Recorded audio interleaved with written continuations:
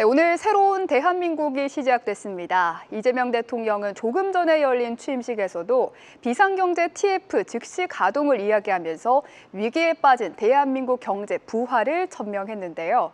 이렇게 대통령 이재명이 바라는 경제정책, 바로 이제노믹스의 본격적인 가동이 닻을 올렸습니다. 이제노믹스는 2022년 대선 당시에 발표한 경제 정책으로 경제비전 555, 코스피 지수 5천, 국민소득 5만 달러, 그리고 5대 경제강국 진입을 핵심으로 하는데요. 이번 대선 경제 정책에도 이제노믹스와 유사한 모습이 상당히 나타나서 향후의 경제 흐름을 이제노믹스로 읽을 수 있다 이야기가 나오고 있습니다. 그럼 이 이제노믹스에서 수혜가 기대되는 산업은 과연 어디일까요? 이재명 대통령의 10대 공약 또 선거 유세 기간 중에 발표한 정책들을 종합해보면요. AI와 반도체, 신재생, 2차 전지, 그리고 산업재와 콘텐츠 6가지 섹터가 수혜 섹터로 손꼽히고 있습니다. 각 산업별로 어떤 공약이 구체적으로 나왔는지 함께 살펴보면서 향후의 산업별 청사진을 그려보시죠. 먼저 AI입니다. 대선 때부터 여야 할 것 없이 AI 100조 원 투자를 말하면서 누가 되든 엄청난 투자를 약속했었죠. 이재명 대통령은 100조 원에 달하는 대규모 투자뿐만 아니라 이 GPU 확보 그리고 AI 플랫폼 제공 같은 계획을 밝혔는데요. 정부는 AI에 집중 투자함과 동시에 한국형 플랫폼 개발에 대한 다양한 지원을 진행할 예정입니다. 관련 산업의 성장 모멘텀이 살아날 것으로 전망되고요. 또 AI 성장과 분리할 수 없는 반도체 산업도 특별법 신속 처리를 통해서 지원한다는 방침인데요. AI 산업 중에 소프트웨어와 하드웨어 동시에 성장시킬 기회를 마련하는 정책을 준비했습니다. 에너지도 이재명 대표가 상당히 중점을 둔 정책이었죠. 선거 기간 중에 재생에너지를 무려 200차례 이상 언급을 했고요. 또 조금 전 취임식에서도 재생에너지를 다시 한번 언급하며 시장도 이에 반응을 해주고 있는데요. 이재명 대통령은 선거 기간 중 에너지 믹스가 중요하다면서도 신재생과 원자력을 함께 활용해야 한다 말했고, 하지만 원전이 위험한 관계로 최소화해야 한다라고 말을 했습니다. 그러니까 문재인 정부처럼 탈원전으로 회귀하지는 않겠지만 원전을 추가 확대하지는 않겠다라는 뜻을 밝힌 건데요. 그러면서 재생에너지에서는 2가지 정책을 핵심적으로 이야기를 했습니다. 바로 에너지 고속도로 그리고 햇빛과 바람 연금인데요. 에너지 고속도로는 호남의 태양광과 풍력단지를 수도권과 잇는 고전압 전력망을 말하는데요. 보시다시피 이미지 잘 안 보이실 수도 있겠습니다만 이미지가 더불어민주당의 싱크탱크가 지난 3월에 발표한 이미지입니다. 이 이미지를 보시면요. 좌측 호남권으로 줄이 하나 연결이 돼 있고요. 그리고 경북과 강원을 또 연결하는 선이 하나가 있는데요. 이 30년까지는 호남을 중심으로 서해안 에너지 고속도로를 만들고 40년까지는 한반도를 U자로 잇는 이미지처럼 경북과 강원 그리고 호남을 함께 모두 연결하는 한반도 에너지 고속도로를 만들겠다고 말했습니다.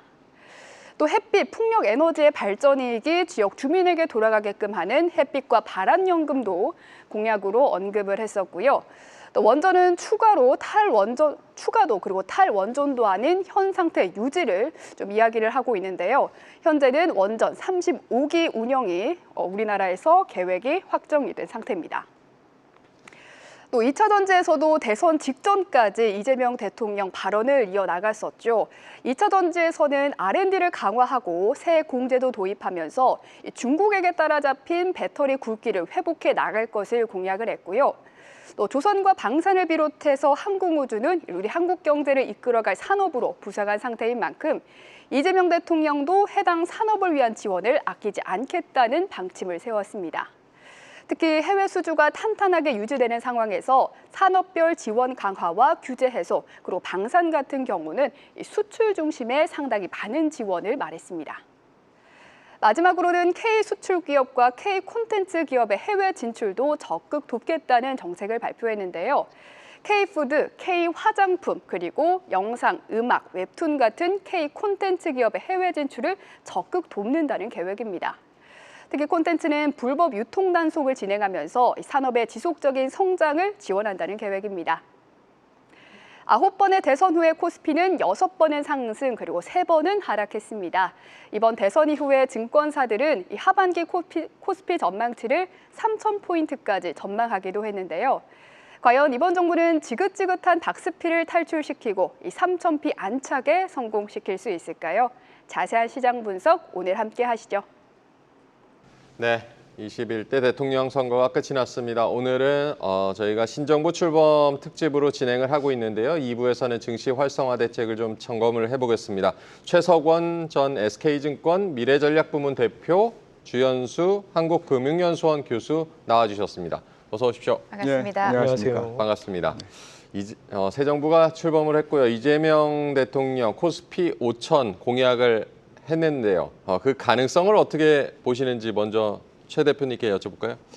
예, 이렇게 이제 수치로 5천 이러면 그게 언제 달성될 건지는 모르겠으나 언젠가는 달성이 될 텐데 이제 중요한 거는 이번 새로 되신 대통령 임기 내에 가능할 거냐. 예, 뭐 때에 따라서는 가능할 거로도 봅니다. 그런데 이제 문제는 아시다시피 대선과 정치가 우리 어떻게 바뀌느냐가 중요한 게 아니라 우리 증시에 영향을 미치는 요인은 너무나도 많잖아요. 네. 예를 들면 글로벌 경제 상황이 어떻게 되느냐.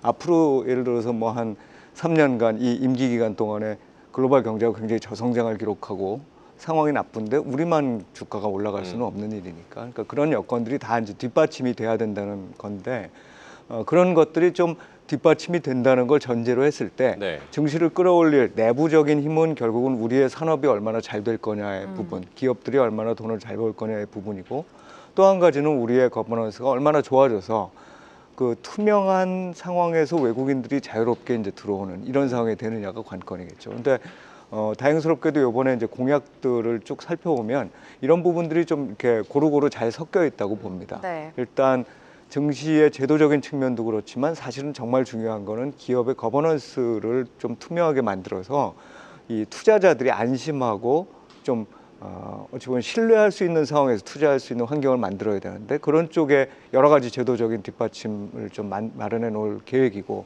그다음 또 하나는 산업과 관련된 지원인데 이게 아마 궁극적으로는 재원을 어디서 마련할 거냐의 문제로 이어지겠지만 적어도 정부가 적극적으로 지원을 하는 여러 산업 분야들이 지금 발견되고 있기 때문에 그럴 거라고 지금 예상되기 때문에 그런 분야에서 정부의 지원을 힘입어서 경쟁력이 이제 오르게 되면 사실상 이제 두 가지 조건이 만족되는 거죠.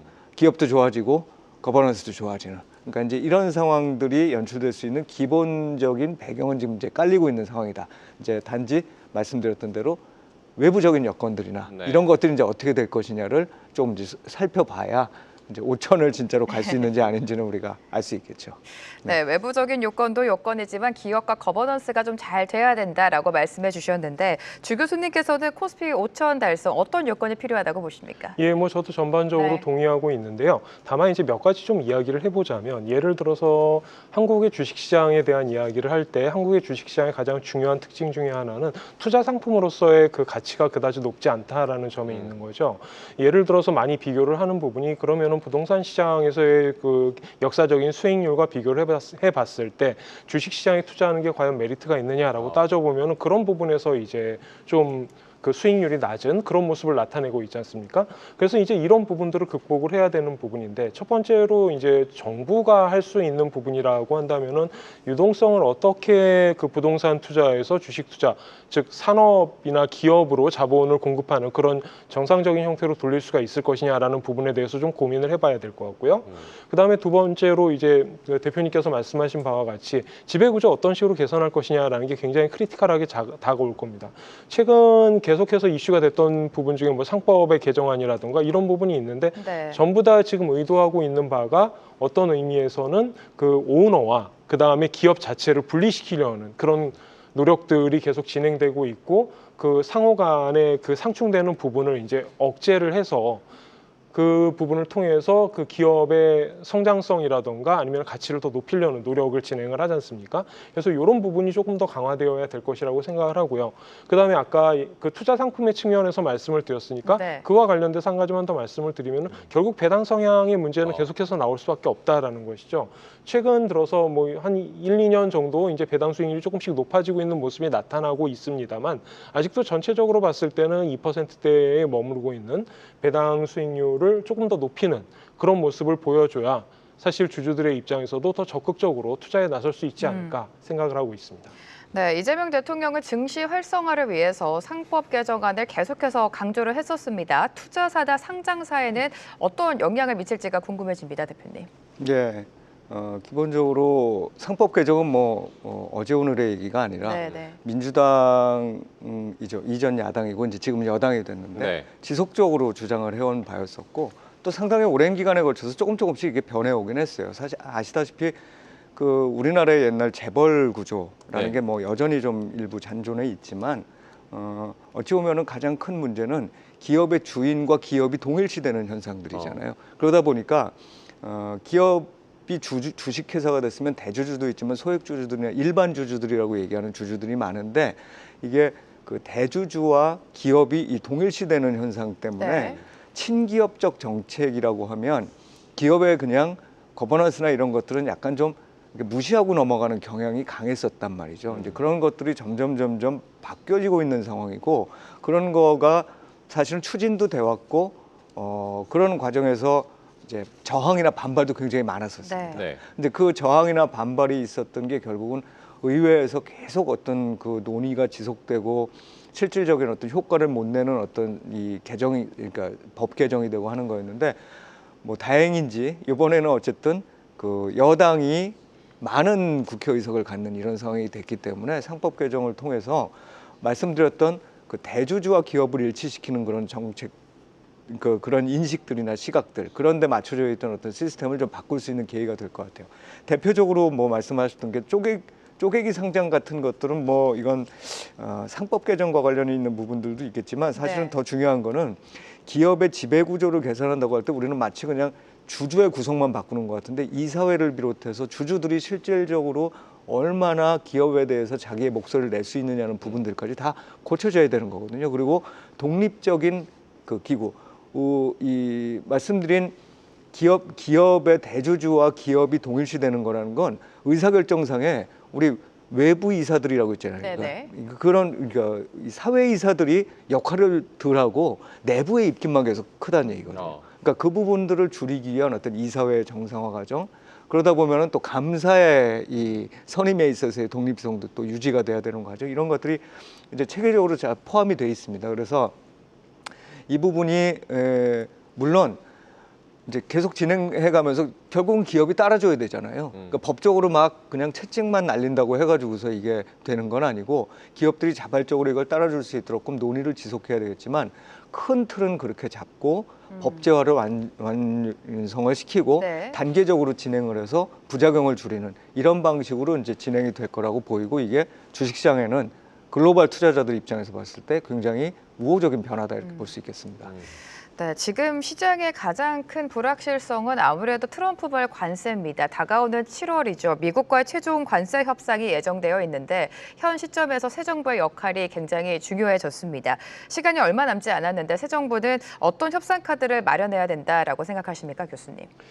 네, 지금 쉽지 않은 네, 얘기가 네. 되겠죠. 지금 전체적으로 봤을 때 그 협상이 완료된 거는 영국의 사례밖에 없고 아직 네. 그래서 좀 선례를 보기가 어렵습니다만 기본적으로는 한국 정부 입장에서는 상호 관세하고 그다음에 품목별 관세 전체에 대해서 관세를 면제받는 것이 가장 그 기본적인 목표가 돼야 되겠죠. 하지만 이거는 뭐 이론적인 이야기가 될 것이고 현실적으로는 영국의 사례를 보듯이 상호 관세 10% 정도는 유지를 하는 정도가 되지 않을까가 가장 현실적인 목표로 보여집니다. 다만 이마저도 쉽지는 않겠죠. 일단 영국 같은 경우는 실제적으로 미국이 그 무역수지 흑자를 기록하고 있는 국가이기도 하고요. 네. 그다음에 영국과의 협상 사례를 보면 대략적으로 이게 어떤 식으로 흘러가겠구나라는 것을 볼 수가 있습니다. 네. 예를 들어서 영국산 자동차 같은 경우를 보시면은 그 쿼터제를 실시를 해가지고 10만 대에 한해가지고 품목별 관세인 25% 대신 10%의 기본 관세를 부과하는 것으로 합의를 보았고요. 그 다음에 품목별 관세 중에 철강, 알루미늄에 대한 25% 관세가 있었지 않습니까? 이 부분에 대해서 영국산 철강이나 알루미늄은 관세를 면제하는 것으로 협상 결과가 나왔죠. 그리고 뭐 추가적으로 뭐 보잉에서 항공기를 100억 불 정도 구매를 한다라든지 이런 부분에 대한 어떤 그 페이백이 있을 것이고, 그 다음에 흥미로운 부분이 소고기 관련해서 관세를 상호 인하하는 그런 결과를 내기도 했습니다. 그래서 전체적으로 본다면 영국의 협상 사례를 봤을 때 1번 품목별 관세라고 해서 이것이 반드시 유지되는 것은 아니다. 즉 협상에 따라 가지고 이 부분에 끼어들 수도 있다라는 얘기가 되겠죠. 그다음에 2번 아까도 말씀드렸지만 상호 관세 10%를 폐기하기에는 굉장히 어려울 것으로 보인다라는 그런 부분이 있는 것이고요. 그다음에 세 번째로 다른 국가들에서 보는 바와 같이 어떤 특정 부분에 대한 그 비관세 장벽들, 한국 같은 경우에 30개월 이상의 그 소고기 수입에 제한이 있다라든가 이런 부분에 대해서 어느 정도 양보할 준비를 해야 되는 그런 상태인 것으로 보입니다. 그래서 이제 1차 협의를 지난 정부에서 마쳤고 이제부터 이제 2차 협의를 가게 되는데, 여기에서 이야기를 하는 그 의제를 보면은 첫 번째 균형 무역에 대한 이야기를 하고 있죠. 그냥 이거는 간단히 말하면 이런 겁니다. 숫자로 맞추자라는 얘기죠. 어떤 형태가 되든지 간에 그 대미 무역 수지 흑자 규모는 줄어들 수밖에 없을 겁니다. 그다음에 비관세 조치, 다양한 것들이 있죠. 우리도 국가 안보와 관련된 뭐 쌀 수입에 관한 관세 부분이라든지 이런 부분에 대해서도 이제 영향을 볼 수밖에 없는 거고, 그다음에 품목별 관세가 적용이 됐던 경제 안보의 논리들, 이런 부분들에 대해서 이제 우리가 얼마나 잘 협상해 나갈 수 있을지 좀 생각을 해봐야 될 것 같습니다. 네, 워낙 이제 시간이 그렇게 많지는 않고요. 대표님께서는 협상 전략 어떻게 가져가야 된다고 보십니까? 예, 기본적으로 우리의 무기가 뭔지를 좀 파악을 해야 되겠죠. 네. 그 대표적인 무기가 좀 나와 있는 것들이 있잖아요.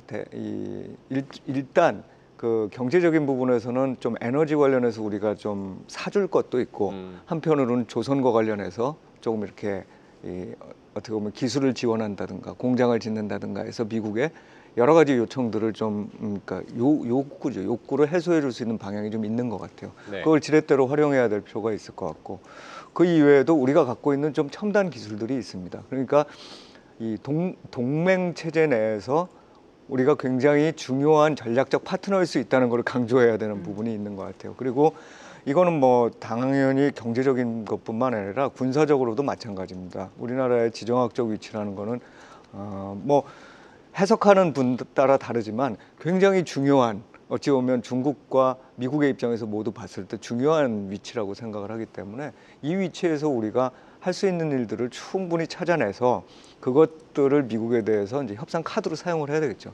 그렇게 해서 결국은 실익이 우리도 실익이 있지만 당신들도 분명히 실익이 있는 거라는 걸 분명히 하는 게 이 전략의 기본적인 목표고, 아마도 이제 저보다도 훨씬 더 훌륭한 우리 외교관들이 나가서 하고 계실 거기 때문에 충분히 인식하고 계시고, 그래서 이제 우리는 또 증시 투자자들이 말씀드려야 되니까 그 부분에서 우리가 강점이 되는 부분에 대해서는 미국이 받아들이면 어찌 보면 글로벌 수요와 무관하게 이 기업에 또는 업종별로 수혜를 볼 수 있다는 것, 이런 부분들에 대해서 좀 초점을 맞출 수 있는 뭔가 아이디어를 얻을 수 있겠죠.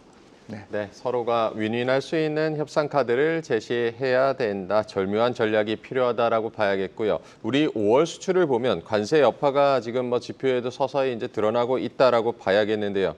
교수님께서는 앞으로 이제 수출 영향, 수출 흐름은 어떻게 전망하고 계십니까? 예, 뭐 일단 좋지 않을 겁니다. 지금 수출은 5월 자료가 나왔고, 그다음에 국가별 수출 자료는 4월 자료까지 나와 있는데, 4월 자료를 보면 이미 대미 수출이 그 낮은 수준으로 떨어져 있는 것을 보실 수가 있어요. 네. 당분간은 계속 이런 현상이 나타날 가능성이 높다라고 봐야 되겠죠. 한 가지 흥미로운 점은 제가 지금 그래프를 보시면 일단 첫 번째, 우리나라가 미국으로 수출하는 거는 한국의 전체 수출에서 차지하는 비중이 약 10% 정도에 불과합니다. 즉 다시 말해서 그렇게 큰 비중은 아니다라는 거죠. 오히려 중국에 대한 비중이 더 높을 정도로 그런 식으로 구성이 되어 있는데, 이 그래프를 보시면은 한국의 수출의 전년 동월 대비 증가율이 대미 수출의 전년 동월 증가율과 거의 비슷한 모습을 보이고 움직이는 것을 보실 수가 있습니다. 왜 이런 현상이 나타나는지 가만 생각해 보면은 다른 국가로 수출하는 것도 사실 미국에 수출하는 것과 밀접하게 연관이 되어 있는 부분들이 많다라는 거죠. 조금 더 자세히 설명드려 보면은 우리가 중국으로 수출하는 것들은 대부분 다 이제 중간재들이 되는 경우가 많은데, 이러한 중간재들을 통해서 최종적으로 조립하고 이거를 미국으로 수출하는, 중국이 미국으로 수출하는 이런 형태로 나타나게 된다는 거죠. 따라서 미국에 대한 어떤 수출이 줄어들 때 전체적으로 우리나라의 고유한 요인에 의해 가지고, 예를 들어서 한국과 미국 간의 통상 마찰에 의해서 수출이 줄어드는 그런 단일한 요인이 아니라면, 미국의 수출이 줄어들면 전체적으로 한국의 수출이 줄어들 수밖에 없는 그런 구조다라고 설명을 드릴 수밖에 없는 그런 상태입니다. 따라서 대미 수출이 감소해도 우리나라 수출 전체가 다른 쪽으로 수출하면 돼와 같은 그런 논리는 좀 받아들이기 어렵다는 문제가 있는 것이죠. 자, 그렇다라고 한다면 이번에 트럼프 정부에 들어와서 지금 관세 협상과 관련해서 수출이 줄어들고 있는데, 여기에서 어떤 식으로 대처를 해야 되는가라는 점을 생각해 봐야 되는데, 가장 중요한 부분은 제가 생각하기에는 트럼프 본인이라고 보여집니다. 그 극단적인 사례 두 가지를 설명을 드리면은, 첫 번째가 최근에 타코라는 그 우스갯소리가 나왔었죠. 근데 그 이야기를 듣고 나서 트럼프가 화를 내면서 나온 반응이 뭐였냐면 품목별 관세가 25%에서 50%로 인상돼 버렸습니다. 네. 즉 다시 말해서 트럼프의 의견이 거의 모든 관세 정책을 좌지우지하고 있다라는 거죠. 그렇다라고 한다면 협상 대상자인 우리 입장에서는 이 부분에 대해서 굉장히 컨트롤을 잘할 필요가 있다라는 거. 그 미국 언론에서는 어떻게 보면은 그 자기 자신의 정치적인 권력에 대해서 코멘트를 하는 거니까 조금 더 강하게 이야기를 할 수가 있겠지만, 협상 대상 입장에서는 그렇게 하면 안 된다라는 거를 좀 염두에 둬야 될 필요가 있어 보이고요. 그 다음에 두 번째, 역시나 또 트럼프에 관련된 이야기입니다만, 트럼프는 그 이해하고 자기 자신의 의사를 바꾸는데 주저함이 없는 사람이다라는 거를 좀 염두에 둘 필요가 있습니다. 그 이번에 뭐 여러분들도 잘 아시겠지만, 처음에 관세 조치가 나왔을 때 이거 발표되고 즉시 발효할 거다라고 이야기를 했었는데, 베센트하고 러트닉이 이제 그 따로 자리를 마련해서 설득을 하고 그 설득한 다음에 유예시키는 걸로 이렇게 결과가 나왔었죠. 즉 다시 말해서 그 자기 자신이 처음에 이야기를 했다고 하더라도 다른 사람의 의견이 훨씬 더 설득력이 있고 합리적이다라고 판단하고 그거를 받아들일 수 있으면은 트럼프는 받아들이고 그 다음에 자기 자신의 기존의 말을 뒤집는데 주저하지 않는다라는 거죠. 따라서 우리가 얼마나 설득력이 있고 합리적인 논거를 들고 가느냐가 오히려 더 중요할 거다라고 생각해 볼 수 있겠습니다. 네, 이재명 대통령이 이르면 오늘 밤에 트럼프 대통령과 통화를 할 수 있다고도 지금 전해지고 있는데, 어떤 내용이 오고 가는지도 좀 봐야겠습니다. 신정부 출범 이후에 내수 진작, 추경 편성 얘기도 지금 나오고 있고요. 최소 30조 원 규모가 예상이 되고 있는데, 이에 대해서 이제 재정 부담이 커지는 거 아니냐 이런 얘기도 있습니다. 이에 대해서는 어떻게 보고 계시는지 교수님? 재정 부담이 커지겠죠. 아무래도 추경을 한다라고 하면 네. 그거를 어디에선가 끌어와야 되는 거고, 결국은 재정 부채화 재정 적자의 형태로 나타날 수밖에 없는데, 일단 첫 번째, 한국의 부채 규모는 생각보다 그렇게 크지 않다. 특히 정부 입장에서는 크지 않죠. 네. 오히려 정부가 자신이 짊어져야 될 짐을 민간에게 전가해가지고 가계 부분의 부채는 굉장히 높은 수준입니다만, 정부 부분의 부채는 아직까지도 낮은 수준을 유지하고 있고요. 그다음에 팬데믹 당시에도 다른 국가들이 정부 부채가 거의 20%포인트까지 상승하는 반면에 한국 같은 경우에는 그 기간에도 10% 정도로 커버를 했었죠. 따라서 지금 현재 상태에서 재정 부담이 그렇게 크지는 않다라고 이야기를 할 수 있겠습니다. 그리고 두 번째로 추경 규모 추이를 과거의 자료와 비교를 해보면 2020년부터 2022년까지 추경 규모가 대략적으로 GDP 대비해서 3.2%, 2.2%, 3.4% 이런 식으로 나타나고 있습니다. 물론 이때는 워낙 추경 규모가 크기도 했고 그다음에 소상공인이라든가 이런 부분 지원이 있었기 때문에 이런 식으로 나타나고, 과거의 수치와 비교를 해보더라도 워낙 극단적인 수치이기는 합니다만, 지금 현재 우리가 13.8조 원에 대해서 추경 합의를 했고요. 그다음에 추가적으로 30조의 추경을 더 한다고 하더라도 전체적으로 2025년에 GDP와 비교를 해보면 약 1.9% 정도에 머무를 것으로 예상이 되고 있습니다. 이 정도 숫자라면 그렇게까지 높은 수준은 아니다라는 거죠. 이것과 숫자를 비교해 본다면 21년에 2.2% 아니면은 2009년 글로벌 파이낸셜 크라이시스가 발생을 했을 때 그때 추가 경정 예산이었던 2.3% 정도와 비교를 할 수 있을 텐데 지금 현재 경제 상황, 경제 전망 0.8% 정도를 생각해 본다라고 한다면 이 정도의 숫자는 가능하다라고 저는 생각을 하고 있습니다. 네, 내수 소비주 같은 경우에는 중국의 적극적인 경기 부양 그리고 새 정부 출범까지 맞물리면서 소비 회복에 대한 기대감이 큰 상황입니다. 관련 업종과 관련해서 투자 아이디어 어떻게 가져가면 좋을까요, 대표님?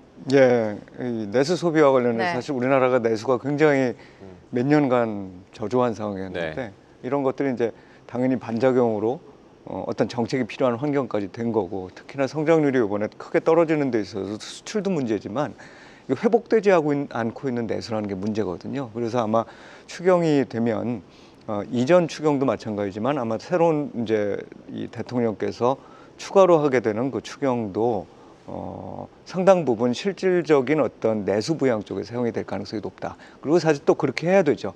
그렇게 해서 아마 우리 성장률 전체를 1% 초반 정도로 이제 끌어올리고 싶다라는 생각들을 갖고 계신 것 같습니다.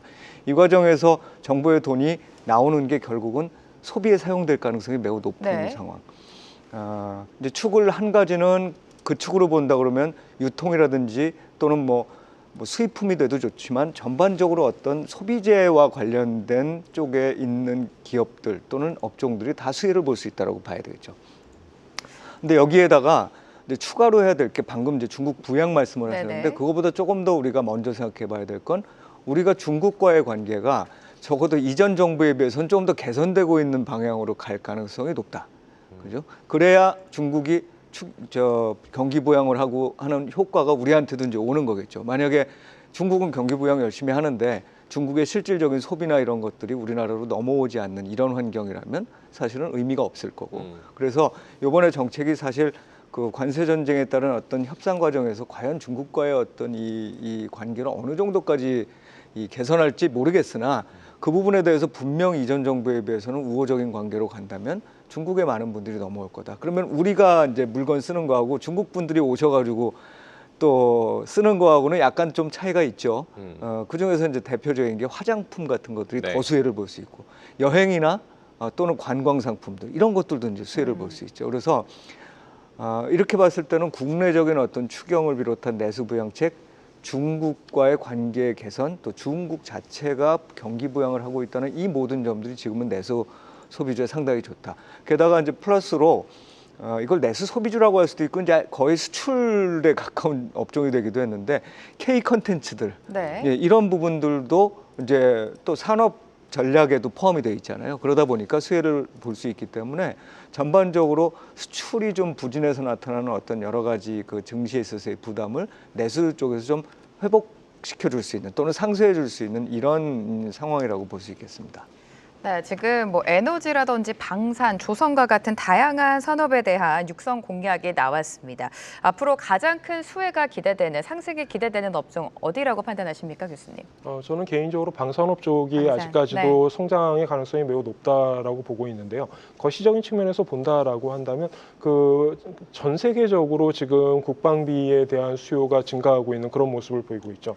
대표적으로 독일 같은 경우에 그 재정 준칙에서 국방비는 제외함으로써 국방비를 그 획기적으로 늘릴 수 있는 그런 그 어떤 기반을 마련했다라고 볼 수가 있고요. 트럼프도 제일 먼저 나토에 대해 가지고 GDP 대비해서 5% 수준까지 국방비를 늘리라는 식으로 지금 압박을 계속해서 가하고 있습니다. 그리고 최근에 호주에 대해서도 이와 비슷한 숫자를 제시를 한 바가 있죠. 5%라는 숫자는 굉장히 큰 숫자입니다. 예를 들어 가지고 미국의 같은 경우에는 2023년 기준으로 보시면은 약 3.5%를 국방비로 사용을 하고 있어요. 이게 전 세계에서 한 40% 정도의 비중을 차지하는데요. 한국 같은 경우에 보면은 24년에 약 2.47%, 약 59조 원 정도를 국방비로 사용하고 있습니다. 그런데 여기에서 미국이 인도태평양 전략에 제시하고 있는 바를 따라가 본다라고 한다면 일본이나 한국과 같은 경우에도 국방비 증액 압력이 계속해서 강화될 것으로 보여집니다. 5% 수준까지 확대를 하라고 요구를 할 수는 있겠지만 현실적으로 이것은 장기 목표가 되겠고 지금 현재 미국이 사용하고 있는 3.5% 정도가 현실적인 대안이 아닐까라고 생각을 하고 있는데 이 정도만 된다고 하더라도 20조 원에서 30조 원 정도의 추가적인 국방비 증액 가능성이 나타난다는 거죠. 그렇게 된다면 결국 그 기존 전력을 유지하는 비용은 이미 다 충당되고 있다라고 가정을 했을 때 신규 무기와 같은 부분에 그 비용이 사용될 가능성이 높고, 그 다음에 한국뿐만 아니라 다른 국가에서도 국방비가 늘어나고 있기 때문에 대외 수요가 계속해서 증가할 가능성이 있다라고 봐야 되겠죠. 이런 부분들을 감안한다면 그 방산업은 당분간 계속해서 높은 성장세를 유지할 수 있을 거라고 생각을 하고 있습니다. 그 다음이 이제 조선업 정도를 생각해 볼 수가 있겠죠. 네. 다만 이 부분은 이제 관세 협상에서 어떤 식으로 조선업이 그 적응해 나가느냐와 관련된 부분이기 때문에 조금 조심스럽게 판단해야 될 것 같습니다. 네, 주 교수님 같은 경우는 방산 쪽을 특히 또 유망하게 봐주셨고, 대표님께서는 신정부 출범 수혜 기대 업종 어디를 좀 보고 계십니까? 예, 저도 마찬가지 생각을 가지고 있고요. 그 다음에 이제 당연하지만 우리 에너지 정책과 관련해서 이번에 제가 공약을 보면서 주요 후보들의 공약 중에 기후 문제를 본격적으로 다루신 분이 지금 이제 대통령 되신 이재명 후보뿐이 안 계시더라고요. 이재명 대통령이시죠. 그러니까 기후 문제를 해결하기 위해서는 이게 여러 가지 여건의 어려움에도 불구하고 신재생 에너지를 계속해서 확장시킬 수밖에 없습니다. 그러니까 지난번 우리 정부 때 느꼈지만 정부가 그렇게 지원을 해서 원전에 대한 지원을 하게 되면 당연히 관련 이 기업들이 이제 수혜를 보게 되는 것처럼 네. 이번에는 마찬가지로 이 여건이 어려운 상황에서 신재생 에너지를 통해서 뭔가 기후 문제에 우리도 이 한 걸음 더 나아가겠다고 생각을 하면 당연히 신재생 에너지 업체들은 상당한 어떤 도움을 얻을 거라고 생각을 합니다. 그래서 방산과 관련해서 부분이 있고 또 전략산업 중에 하나로 지금 얘기하고 있는 에너지 중에서도 신재생 에너지, 그리고 당연히 신재생 에너지의 여러 가지 효율이 낮을 거기 때문에 관련되어 있는 ESS라든지 아니면은 뭐 전력 개통상에 있어서의 그 IT 부분이죠. 그 부분에 대한 어떤 이 업종들, 기업들도 상당히 수혜를 얻을 수 있을 거다 생각하고 있습니다. 네, 이재명 대통령은 공약을 통해서 외국인 투자 여건을 개선하겠다라고 강조를 했습니다. 일단 외국인의 수급 동향을 보면 10개월 만에 사자로 스탠스를 전환을 하기도 했는데 본격적인 유입을 위해서는 어떤 조건이 필요하다고 보십니까, 교수님? 네, 교수님. 대표님 죄송합니다. 네. 예. 일단 외국인들의 의사결정이 우리나라의 어떤 그 상황에 의해서만 결정되는 것은 아니고 기본적으로 전략적인 차원에서 글로벌 포트폴리오를 어떻게 가져갈 거냐. 네. 그 면에서 약간 이제 유리한 상황에 지금 접어들고 있는 것 같아요.